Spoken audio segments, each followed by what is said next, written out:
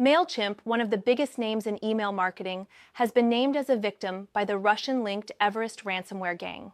This video is sponsored by Stonefly. More on that at the end of the video. The hackers claim they've stolen nearly 767 megabytes of internal company documents, supposedly including personal data of clients, and posted Mailchimp on their dark web leak site.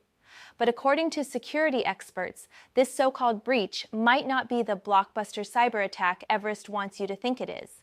The group says their database has over 943,000 lines of data, but when you consider that Mailchimp processes billions of emails every year, that number looks like a drop in the ocean.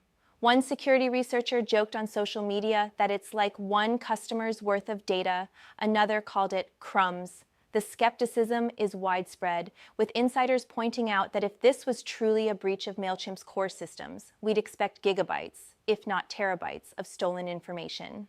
Mailchimp's parent company, Intuit, says there's no evidence their systems were breached at all. In a statement, their spokesperson stressed that protecting customer data is a top priority and that their investigation has found nothing to indicate data exfiltration. They believe this may involve data from a client of a client rather than from Mailchimp itself. Everest, on the other hand, is sticking to its story. The group has posted a ransom countdown clock, shared 2 database samples, and even released instructions via an audio message that will expire when the timer runs out. The hackers are demanding that a company representative contact them before time runs out or risk a public data leak. This isn't Everest's first high-profile claim. They've hit companies like the Crumble cookie franchise, Bitbox, defense contractors, city governments, and even hospitals.